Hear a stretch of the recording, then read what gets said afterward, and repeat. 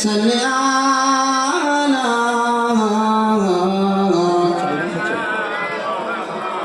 وعلى آل سيدنا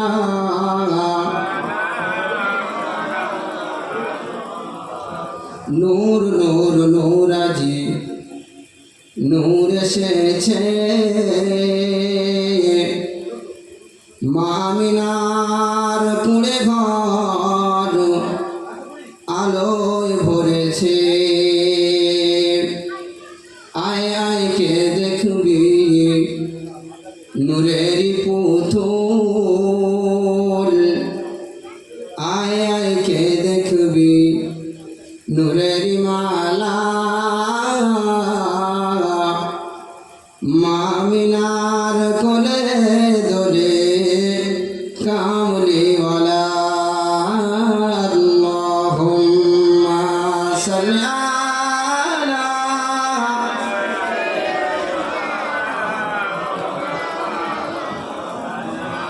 ওয়া আলা আলি সাইয়্যিদিনা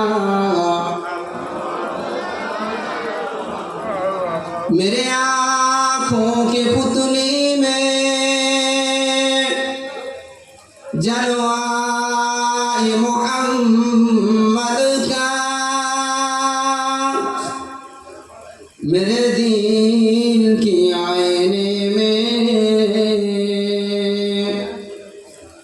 नक्शा-ए मोहम्मद का कोई जन्नत में जाएगा कोई दोज़ख में पहुँचेगा मदीना की तरफ दौड़े दीवाना मोहम्मद का अल्लाहुम्मा सल्ली अला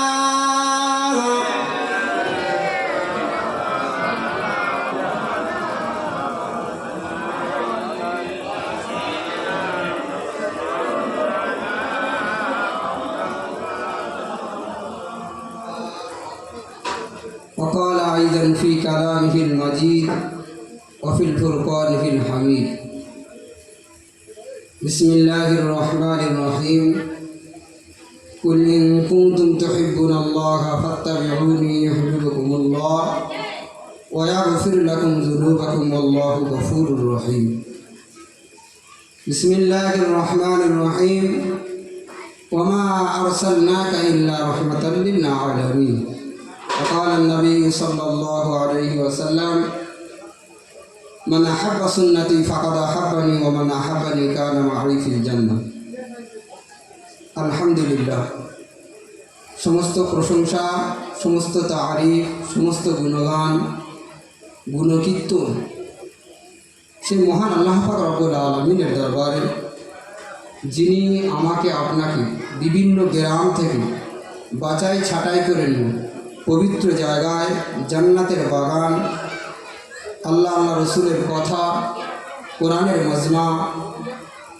যে জায়গায় বসলে আল্লাহ পাক রব্বুল আলামিন বলেছেন তার আগে পিছে সমস্ত সগীরা গুনাহ আল্লাহ পাক রব্বুল আলামিন মাফ করে দেন। জোরে বলুন সুবহানাল্লাহ। এসব জায়গায় যে সে বসতে পারবে ভাই?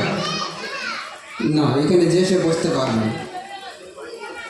এখানে যদি সব মানুষ বসে যায়, সবই যদি আল্লাহর মাহবুব বান্দাবান্দি হয়ে যায়, ফুচকা দোকানে যাবে কে? ঘুগনি দোকানগুলো চালাবে কে? মেয়ে ছেলে পুলের হাত ধরে ঘুরবে কে? সেদিকে তো ভাবতে হবে না। সেজন্য আল্লাহ পাক রব্বুল আলামিন পৃথিবীতে যখন ওমা খালাকতুল জিন্না ওয়াল ইনসা ইল্লা লিয়াবুদুন, জিন এবং ইনসান জাতিকে যখন পাঠিয়েছে, তার সাথে সাথে কিন্তু একটা সর্দার করে একজনকে পাঠিয়েছে। কে বলুন তো? আজাজিল। যে মানুষ আমাকে বেশি অনুসরণ করে না, তোমাকে বেশি অনুসরণ করে, দুটো দিক আমি দিয়ে দিলাম। একটা হলো জান্নাতের জায়গা, আর একটা হলো জাহান্নামের জায়গা। তাই আল্লাহ পাক রব্বুল আলামিন আমাকে আপনাকে বড় মেহেরবানি করে ভালোবেসে মহব্বত করে সেই জান্নাতের বাগানে বসার মতো তৌফিক দান করেছেন। সকলের শুকরিয়া শরীফ বলি আলহামদুলিল্লাহ। তারপরে পরে জানা কেনা সৃষ্টি করিলে আসমান জমিন পাহাড় পর্বত নদী নালা গাছপালা আমাকে আপনাকে সারা পৃথিবীকে আল্লাহ পাক রব্বুল আলামিন সৃষ্টি করতেন না, জেনারি ওসিলায় আল্লাহ পাক রব্বুল আলামিন সব কিছু সৃষ্টি করেছেন। তেনারি শানে অসংখ্য পরিমাণ গুণে দরুদ বর্ষিত হোক। সকলে বলি সাল্লাল্লাহু আলাইহি ওয়াসাল্লাম। তো ভাই টাইম শর্ট টাইমের মধ্যে যতটুকু বলবো এবং আপনারা যতটুকু শুনবেন একই নিয়ত থাকবে যে শুনে যেন আল্লাহ পাক রব্বুল আলামিন সহি আমল করার তৌফিক দান করেন। আর আমারও নিয়ত থাকবে যেন এমনভাবে মানুষকে বলবো মানুষ যেন দিলে গিথে নিয়ে আল্লাহ রসুলের কথাগুলো পঙ্খানুপুঙ্খভাবে মেনে যেন চলতে পারে। আল্লাহ পাক রব্বুল আলামিন যেন কবুল করেন। সকল করি আল্লাহুম্মা আমিন। তো প্রথমে বলেছি কুল ইন কুনতুম তুহিব্বুনাল্লাহ ফাত্তাবিউনি ইউহিব্বুকুমুল্লাহ ওয়া ইয়াগফির লাকুম যুনুবাকুম ওয়াল্লাহু গফুরুর রহিম। আল্লাহ পাক রব্বুল আলামিন এই পৃথিবীতে যত জাত পাত নির্বিশেষে যাবতীয় যা কিছু মানুষ দেখছেন সব কিন্তু মুসলিম জাতি ছিল, সব ইসলাম ধর্মগ্রহণের মধ্যে ছিল। আল্লাহ পাক রব্বুল আলামিন সমস্ত রূহ জগৎকে একত্রিত করে সবাইকে বলেছিল আলাস্তু বিরব্বিকুম, আমি কি তোমাদের রব নই? আমরা সকলেই এক বাক্যে বলেছিলাম কলু বলা, নিশ্চয়ই আপনি আমাদের রব, আপনি আমাদের সব। তাহলে আল্লাহ পাক রব্বুল আলামিনের নবী জনাবে মুহাম্মদুর রাসূলুল্লাহ সাল্লাল্লাহু আলাইহি ওয়াসাল্লাম বলেছেন আয়াতুল মুনাফিকিনা সালাসা, মুনাফিকের আলামত হচ্ছে তিনটি। তার মধ্যে থেকে এটাই একটা যে আমানতের খিয়ানত করে। তাহলে আমরা কার সাথে আমানতের খিয়ানত করছি বুঝতে পারছেন? যে আল্লাহর কাছে কথা দিয়ে এসেছি নিশ্চয়ই আপনি আমাদের রব, আপনি আমাদের সব। সেই আল্লাহ রব্বুল আলামিনের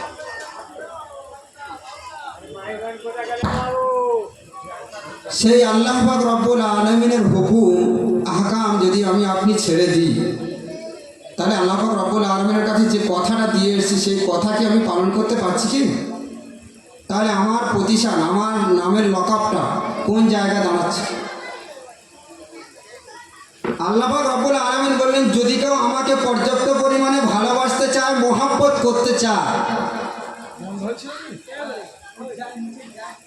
ফাত্তাবিউনি ইউহিব্বুকুমুল্লাহ, তোমরা আজকে যা করে বুঝো না আমি লাইন তুমি তোমরা অনুযায়ী লাইন নিছো। সে জানো লোক আমার বাইরে পড়াশোনা করে বলছে তাহলে আমার হাবিবকে অনুসরণ করে। তাহলে আমার বলে যাক বুঝবি না। কুল ইন কুনতুম তুহিব্বুনাল্লাহ, আল্লাহ পাক রব্বুল আলামিন বলছেন যদি আমার কোনো বান্দা বান্দি আমাকে যদি মহব্বত করতে চায়, ভালোবাসতে চায়, ফাত্তাবিউনি ইউহিব্বুকুমুল্লাহ, সে যেন আমার হাবিবের অনুসরণ করে। তাহলে পৃথিবীতে এসে যে শুধু আপনি ফরজ নামাজগুলো পড়বেন সে সিস্টেম নেই, সেরকম পদ্ধতিও নেই। আল্লাহ পাক রব্বুল আলামিন যে বলে দিলেন যদি কেউ আমাকে মহব্বত করতে চায়, ভালোবাসতে চায়, ইউহিব্বুকুমুল্লাহ, যেন আমার হাবিবের অনুসরণ করে। তাহলে হাবিবের যদি অনুসরণ করতে হয় প্রত্যেক নামাজের আগে যে সুন্নতগুলো রয়েছে আগে পরে সে সুন্নতগুলো আমাকে আপনাকে পড়তে হবে। যদি পর্যাপ্ত পরিমাণে সেই সুন্নতগুলো না পড়তে পারি হাবিবের ভালোবাসা হবে না, অর্থাৎ আল্লাহরও ভালোবাসা হবে। সেজন্য আল্লাহ পাক রব্বুল আলামিন প্রত্যেকটা নামাজের আগে উজুর যে ফরজ রয়েছে, ফরজের আগে যে সুন্নতগুলো রয়েছে সুন্নতগুলো আগে ধৌত করতে বলেছে। যে কোনই পর্যন্ত ধোয়া ফরজ, কিন্তু কবজি পর্যন্ত সুন্নত। প্রথমে আমি আপনি সুন্নতটা পালন করছি। আল্লাহ পাক রব্বুল আলামিন তার হাবিবকে কতটা ভালোবেসেছে, শুধু তাই নয় সাহাবা আজমাইনরা কেমন ভালোবেসেছেন। তাই আল্লাহ পাক রব্বুল আলামিন বললেন ওমা আরসালনাকা ইল্লা রাহমাতাল লিল আলামিন, আমি পৃথিবীর জগতে, পৃথিবীর বুকেতে আমি আমার জনাবে মুহাম্মদুর রাসূলুল্লাহ সাল্লাল্লাহু আলাইহি সাল্লামকে যত জাত পাত নির্বিশেষে যত মানুষ আসবে সবার উপরে রহমত স্বরূপ করে পাঠিয়েছি। এখানে কোনো ইসলাম মুসলমান ধর্ম নিয়ে অ্যাক্টিভভাবে কোনো ধর্মের উপরে কথা বলেনি। আল্লাহ পাক রব্বুল আলামিন কি বলেছেন? সমস্ত মানুষের উপরে, সমস্ত বিশ্ববাসীর উপরে আমি আল্লাহ পাক রব্বুল আলামিন রহমত স্বরূপ করে পাঠিয়েছি। কাকে? জনাবে মুহাম্মদুর রাসূলুল্লাহ সাল্লাল্লাহু আলাইহি ওয়াসাল্লাম। তো আল্লাহ পাক রব্বুল আলামিন আমার আপনার উপরে যে 5 ওয়াক্ত নামাজ ফরজ করেছে, সেই নামাজ কেমনভাবে পড়েছে, সাহাবা আজমাইনরা কেমনভাবে পড়েছে, নবী পাক সাল্লাল্লাহু আলাইহি সাল্লাম কেমনভাবে পড়েছে, তাঁরা নবী পাক সাল্লাল্লাহু আলাইহি সাল্লামকে কতটা মহাব্বত করেছিলেন, ভালোবেসেছিলেন। জনাবে মুহাম্মদুর রাসূলুল্লাহ সাল্লাল্লাহু আলাইহি ওয়াসাল্লাম প্রথমে যখন আল্লাহ পাক রব্বুল আলামিন নামাজ ফরজ করে দিয়েছে, সমস্ত বান্দা বান্দীদের উপরে নামাজ যখন ফরজ করে দিয়েছে, সমস্ত বান্দা বান্দীরা পৃথক পৃথকভাবে নামাজ পড়তে লেগে গেল। জনাবে মুহাম্মদুর রাসূলুল্লাহ সাল্লাল্লাহু আলাইহি ওয়াসাল্লামের উপরে আল্লাহ পাক রব্বুল আলামিন ওহী নাযিল করে দিলেন। ও জনাবে মুহাম্মদুর রাসূলুল্লাহ সাল্লাল্লাহু আলাইহি ওয়াসাল্লাম, তুমি তোমার উম্মতিদেরকে জানিয়ে দাও, তুমি তোমার উম্মতিদেরকে বলে দাও, আজ থেকে যেন কেউ না পৃথক পৃথকভাবে নামাজ পড়ে। জনাবে মুহাম্মদুর রাসূলুল্লাহ সাল্লাল্লাহু আলাইহি ওয়াসাল্লাম সমস্ত সাহাবা আজমাইনদেরকে একত্রিত করে নিয়ে বললেন, ও আমার সাহাবীরা, ও আমার সাহাবা আজমাইনরা, তোমরা শুনে নাও ও জেনে নাও, আজ থেকে তোমরা পৃথক পৃথকভাবে নামাজ পড়বে না। আল্লাহ পাক রব্বুল আলামিন বলে দিয়েছেন, যদি কোনো বান্দা বান্দি পৃথক পৃথকভাবে নামাজ পড়ে, আর যদি কোনো বান্দা বান্দি জামাতের সহিত নামাজ পড়ে, আল্লাহ পাক রব্বুল আলামিন বলে দিয়েছেন, পৃথক পৃথকভাবে নামাজ পড়ার থেকে জামাতে নামাজ পড়া 27 গুণ সওয়াব বেশি। যদি কেউ পৃথক পৃথকভাবে নামাজ পড়ে আর জামাতে নামাজ পড়ে, পৃথক পৃথকভাবে নামাজ পড়ার থেকে জামাতে নামাজ পড়া 27 গুণ সওয়াব বেশি। ওই সময় সমস্ত সাহাবা আজমাইনরা বললেন, ইয়া রাসূলুল্লাহ, ইয়া হাবিবাল্লাহ, আপনি যা বলবেন আমরা তাই করব। সমস্ত সাহাবা আজমাইনরা নবী পাক সাল্লাল্লাহু আলাইহি ওয়াসাল্লামের পিছনে তারপরে থেকে নামাজে দাঁড়িয়ে গেলেন, জামাতের সহিত নামাজ পড়তে লেগে গেল। এক সাহাবী জামাতের টাইম যখন হয় ছুটে ছুটে ছুটে ছুটে ছুটে ছুটে আসে, আমার যখন জামাত হয়ে যায় ছুটে ছুটে ছুটে ছুটে চলে যায়। এইরকম কয়েকদিন করতে লাগলো।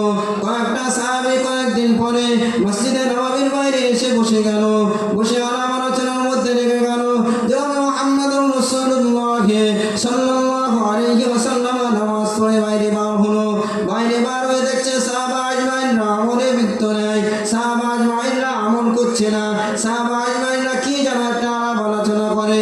নবী পাক সাল্লাল্লাহু আলাইহি ওয়াসাল্লাম এসে বললেন, ও আমার সাহাবীরা, ও আমার সাহাবীরা, তোমরা কি আলাপ আলোচনা করো? তোমরা আল্লাহ আল্লাহ রাসূলের আলাপ আলোচনা বাদ দিয়ে তোমরা যেন কি একটা আলাপ আলোচনা করতে লেগে গেল।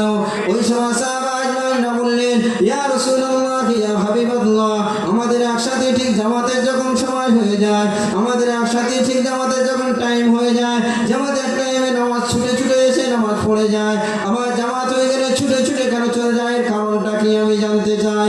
ওই সময় জনাবে মুহাম্মদুর রাসূলুল্লাহ সাল্লাল্লাহু আলাইহি ওয়াসাল্লাম বললেন, ও আমার সাহাবীরা, ও আমার সাহাবীরা, তোমরা আমল করতে লেগে যাও। আমি নবী জনাবে মুহাম্মদুর রাসূলুল্লাহ সাল্লাল্লাহু আলাইহি ওয়াসাল্লাম স্বয়ং সেই সাহাবীটার বাড়ি যাব। জনাবে মুহাম্মদুর রাসূলুল্লাহ সাল্লাল্লাহু আলাইহি ওয়াসাল্লাম গুটি গুটি গুটি গুটি পায়ে ওই সাহাবীটার বাড়ি চলে গেল। ওই দরজায় গিয়ে ঠক ঠক ঠক ঠক করে আওয়াজ দেয়, আসসালামু আলাইকুম ওয়া রাহমাতুল্লাহি ওয়া বারাকাতুহু। এমন ভাবে কয়েকবার সালাম দিলেন। জনাবে মুহাম্মদুর রাসূলুল্লাহ সাল্লাল্লাহু আলাইহি ওয়াসাল্লাম যখন সালাম দিলেন, কয়েকবার সালাম দেওয়ার পরে যখন উত্তর না পেলেও নবী পাক সাল্লাল্লাহু আলাইহি সাল্লাম আবার পিছু পিছু পায়ে চলে আসতে লাগলো। ওই সময় আল্লাহর রাসূলের সাহাবীরা দরজা খুলে দেখে, আরে জনাবে মুহাম্মদুর রাসূলুল্লাহ সাল্লাল্লাহু আলাইহি ওয়াসাল্লাম আমার বাড়িতে এসেছিল, আমার বাড়ির সামনে থেকে ঘুরে চলে গেল। ওই সময় সাহাবীরা ছুটে ছুটে ছুটে ছুটে গিয়ে বলল, আসসালামু আলাইকুম ইয়া রাসূলুল্লাহ, ইয়া হাবিবাল্লাহ, আসসালামু আলাইকা ইয়া রাসূলুল্লাহ, ইয়া হাবিবাল্লাহ। বেয়াদবি মাফ করবেন, আপনি যে সময় আমাকে সালাম দিয়েছিলেন আমি ওই সময় উলঙ্গ অবস্থায় ছিলাম। ইয়া রাসূলুল্লাহ, ইয়া হাবিবাল্লাহ, আপনি কি দরকারে এসেছেন একটু বললে ভালো হতো। ইয়া রাসূলুল্লাহ, ইয়া হাবিবাল্লাহ, আপনি যে সময় সালাম দিয়েছিলেন ওই সময় আমি উলঙ্গ অবস্থায় ছিলাম, যার কারণে সালামের উত্তরটা দিতে পারিনি।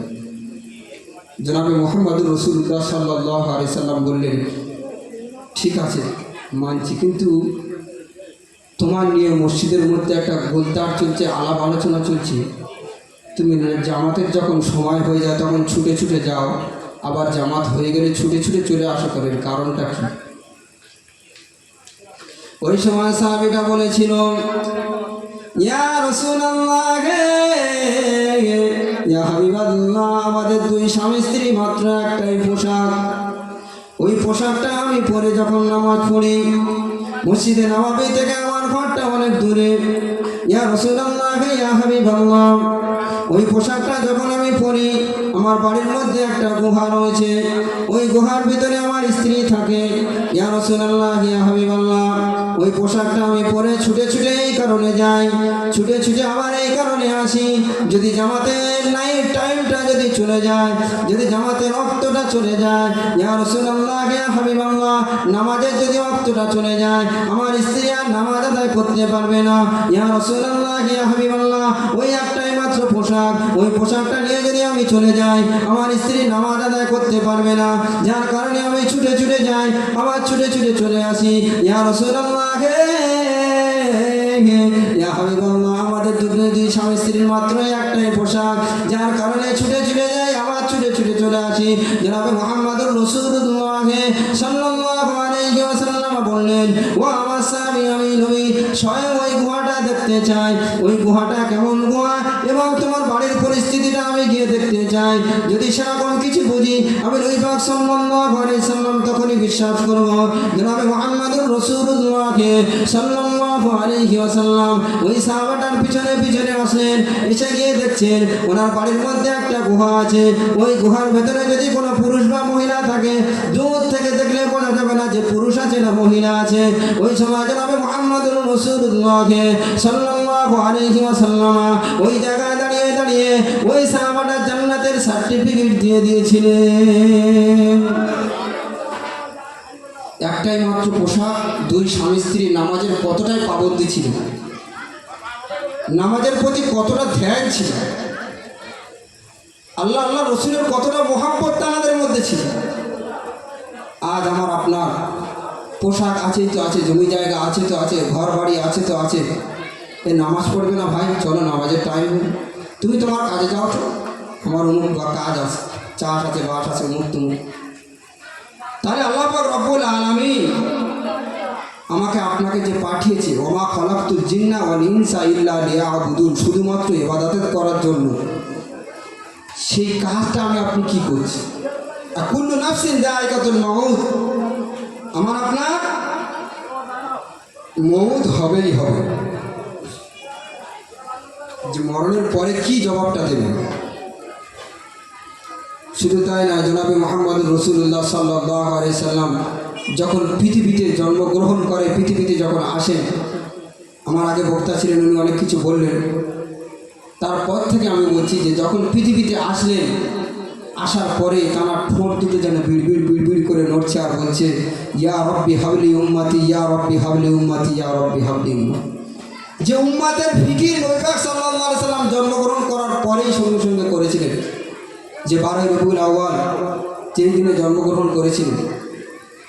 তাই কবি অতি শব্দের মাধ্যমে বলছেন, শানে বলছেন, 12 রবিউল আউয়ালে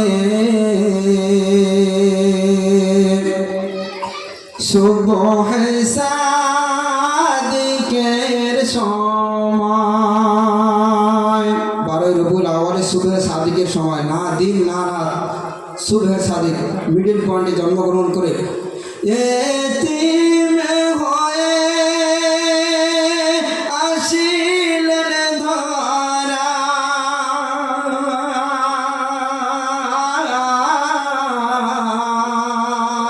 এতিম হয়ে আসিলেন ধরা, নূর নবী দয়াময়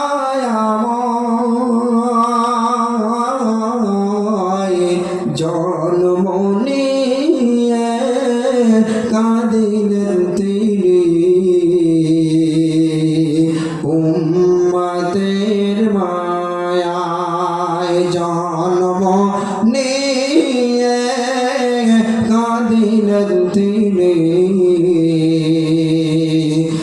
উম্মতের মায়ায় বারোই রবিউল আউয়ালে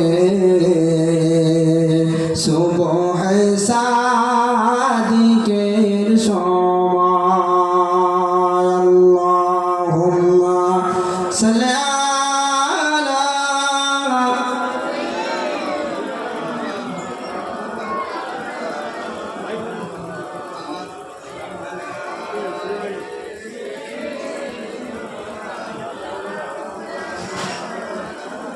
জনাবে মোহাম্মদ রসুল্লাহ সাল্লাল্লাহু আলাইহি সাল্লাম জন্মগ্রহণ করার পরে যে উম্মতের মায় কেঁদেছেন এবং ইন্তেকালের সময় পর্যন্ত নবী পাক সাল্লাল্লাহু আলাইহি সাল্লাম কেঁদেছিলেন। জনাবে মোহাম্মদ রসুল্লাহ সাল্লাল্লাহু আলাইহি ওয়াসাল্লাম এক সময় বাড়ির মধ্যে বসে রুমের মধ্যে শুয়ে শুয়ে বিশ্রাম নিচ্ছিলেন। হঠাৎ করে দরজার সামনে এসে কে যেন দাঁড়িয়ে গেল। মা ফাতিমা রাদিয়াল্লাহু তাআলা আনহা বললেন, ও আব্বাজান, ও আব্বাজান, বাইরে কে যেন এসে দাঁড়িয়ে আছে, আপনাকে ডাকছে। ওই সময় জনাবে মুহাম্মদুর রাসূলুল্লাহ সাল্লাল্লাহু আলাইহি ওয়াসাল্লামকে সাক্ষাৎ করে দেখলেন। ওটা অন্য কেউ না, ওটা হলো আজরাইল আলাইহিস সালাতু ওয়াস সালাম। জনাবে মুহাম্মদুর রাসূলুল্লাহ সাল্লাল্লাহু আলাইহি ওয়াসাল্লাম জিজ্ঞাসা করলেন, ও ভাই আজরাইল আলাইহিস সালাতু ওয়াস সালাম, কিসের জন্য এসেছে বলো বাবা, কি দরকারে এসেছো বলো। ওই সময় আজরাইল আলাইহিস সালাতু ওয়াস সালাম বললেন, ইয়া রাসূলুল্লাহ, ইয়া হাবিবাল্লাহ, আমি আজরাইল এসেছি, আল্লাহ পাক রব্বুল আলামিন আমাকে হুকুম করেছে। ও নবী জনাবে মুহাম্মদুর রাসূলুল্লাহ সাল্লাল্লাহু আলাইহি ওয়াসাল্লাম, আল্লাহ পাক রব্বুল আলামিন বলে দিয়েছেন জনাবে মুহাম্মদুর রাসূলুল্লাহ সাল্লাল্লাহু আলাইহি ওয়াসাল্লামের কাছে যাবে, গিয়ে যদি নবী পাক সাল্লাল্লাহু আলাইহি ওয়াসাল্লাম যদি জান কবজ করার অর্ডার দেয় তবে তুমি জানটা কবজ করবে। ওই সময় আজরাইল আলাইহিস সালাতু ওয়াস সালাম বললেন, ইয়া রাসূলুল্লাহ, ইয়া হাবিবাল্লাহ, তাই আপনার কাছে এসেছি, বড় আদবের সহিত সালাম করলাম। ইয়া রাসূলুল্লাহ, ইয়া হাবিবাল্লাহ, আপনি যদি ইজাজত দেন আপনার জানটা কবজ করে নিয়ে আমি চলে যাব। ওই সময় জনাবে মুহাম্মদুর রাসূলুল্লাহ সাল্লাল্লাহু আলাইহি ওয়াসাল্লাম বললেন, ও ভাই আজরাইল আলাইহিস সালাতু ওয়াস সালাম, এখন যদি আমি আপনাকে ফিরিয়ে দিই, এখন যদি আমি আপনাকে ফিরিয়ে দিই, এখন যদি আমি আপনাকে ছেড়ে দিই, আমার কি আর মওত হবে না? হবে না। ওই সময় আজরাইল আলাইহিস সালাতু ওয়াস সালাম বললেন, ইয়া রাসূলুল্লাহ, ইয়া হাবিবাল্লাহ, এখন যদি আমাকে আপনি ফিরিয়ে দেন, এখন যদি আপনি আমাকে ছেড়ে দেন, আপনি যতদিন হায়াত চাইবেন আপনাকে ততদিন হায়াত দেওয়া হবে। ইয়া রাসূলুল্লাহ, ইয়া হাবিবাল্লাহ, তবে মৃত্যু একদিন না একদিন আপনার হবে, কারণ আল্লাহ পাক রব্বুল আলামিন বলেছেন, কুল্লু নাফসিন যায়িকাতুল মাউত, এই পৃথিবীর দুনিয়ার যাবতীয় যা কিছু আছে সব কিছু মায়া মমতা ছেড়ে দিয়ে চলে যেতে হবে। ওই সময় জনাবে মুহাম্মদুর রাসূলুল্লাহ সাল্লাল্লাহু আলাইহি ওয়াসাল্লাম বললেন, ও ভাই আজরাইল আলাইহিস সালাতু ওয়াস সালাম, যদি চলে যেতে হয়, যদি চলে যেতে হয়, দেরি নয়, দেরি নয়, এখনই আমার জানটা কবজ করে নাও, আমি আজরাইল দেরি করতে চাই না। যদি চলে যেতে হয়, সেই যখন চলে যেতে হবে, তবে আগে ভাগে আল্লাহ পাক রব্বুল আলামিনের কাছে সাড়া দেওয়া উচিত। ওই সময় জনাবে মুহাম্মদুর রাসূলুল্লাহ সাল্লাল্লাহু আলাইহি ওয়াসাল্লাম বললেন, ও ভাই আজরাইল আলাইহিস সালাতু ওয়াস সালাম, আপনি যে আমার জান কবজটা করছেন, আপনি যে আমার জানটা কবজটা করছেন, আমার একটা ছোট্টখাটো নমুনা দিয়ে দাও। এই নমুনাটা আমি আমার উম্মতিদের কাছে পেশ করব, যাতে ওরা দুনিয়ার লোভ লালসা থেকে, শয়তানের ওয়াসওয়াসা থেকে দূরে সরে থাকতে পারে। ওই সময় আজরাইল আলাইহিস সালাতু ওয়াস সালাম জনাবে মুহাম্মদুর রাসূলুল্লাহ সাল্লাল্লাহু আলাইহি ওয়াসাল্লামের বুকে যখন হাতখানা রাখলেন, আজরাইল আলাইহিস সালাতু ওয়াস সালাম যখন শুধু হাতটা রেখেছে, জনাবে মুহাম্মদুর রাসূলুল্লাহ সাল্লাল্লাহু আলাইহি ওয়াসাল্লাম চিৎ মেরে চিল্লে উঠল, ইয়া রাসূলুল্লাহ, ইয়া হাবিবাল্লাহ, আপনি চিৎ মেরে চিল্লে উঠলেন কেন? ওই সময় জনাবে মুহাম্মদুর রাসূলুল্লাহ সাল্লাল্লাহু আলাইহি ওয়াসাল্লাম বললেন, ও ভাই আজরাইল আলাইহিস সালাতু ওয়াস সালাম, তুমি জানো আমার বুকের উপরে উহুদ পাহাড়টা কেন চাপিয়ে দিলে? ও ভাই আজরাইল আলাইহিস সালাতু ওয়াস সালাম, তুমি কেন আমার বুকের উপরে উহুদ পাহাড়টা কেন চাপিয়ে দিলেন? ওই সময় আজরাইল আলাইহিস সালাতু ওয়াস সালাম বললেন, ও ইয়া রাসূলুল্লাহ, ইয়া হাবিবাল্লাহ, আমি তো আপনার বুকের উপরে উহুদ পাহাড় চাপাইনি, আমি তো আপনার বুকের উপরে উহুদ পাহাড় চাপাইনি। ইয়া রাসূলুল্লাহ, ইয়া হাবিবাল্লাহ, আপনার বুকের উপরে শুধু আমি আমার হাতখানা রেখেছি। জনাব মুহাম্মদুর রাসূলুল্লাহ সাল্লাল্লাহু আলাইহি ওয়াসাল্লাম বললেন, ও মায়াদান আলাইহিস সালাতু ওয়াসসালাম, শুধু যদি তোমার হাতটা রাখার কারণে এতটা যদি কষ্ট পায়, শুধু যদি হাতটা রাখার কারণে আমি নবী আমার আগে পিছে সব গুনাহ মাফ, আমার আগে পিছে সব গুনাহ মাফ হয়ে আমি নিষ্পাপ বেগুনাহ মাসুম হয়ে গিয়েছি। আল্লাহ পাক রব্বুল আলামিন আমার জান্নাতের সার্টিফিকেট দিয়ে দিয়েছে। তার সত্ত্বেও যদি আমার শুধু হাত খানা রাখার পরে যদি এত আযাব হয়, ইয়া রাসূলুল্লাহ, ইয়া হাবিবাল্লাহ, আপনার শুধু হাতটা রেখেছি। জনাব মুহাম্মদুর রাসূলুল্লাহ সাল্লাল্লাহু আলাইহি সাল্লাম বললেন, শুধু যদি হাত রাখার পরে যদি এত আযাব হয়, না জানি আমার গুনাহগার উম্মতির কতই না কত কষ্ট হবে। জোরে বলুন না সুবহানাল্লাহ। জান কবজ করার সময় উম্মতির ফিকির করেছিল। সেই উম্মতি আজ নবীর একটা সুন্নত কি জিন্দা করতে পেরেছি? দাড়ি রাখার কথা বললে বিভিন্ন ফতোয়া দিয়ে দিচ্ছি, টুপি মাথায় দেওয়ার কথা বললে বিভিন্ন ফতোয়া চলে আসছে।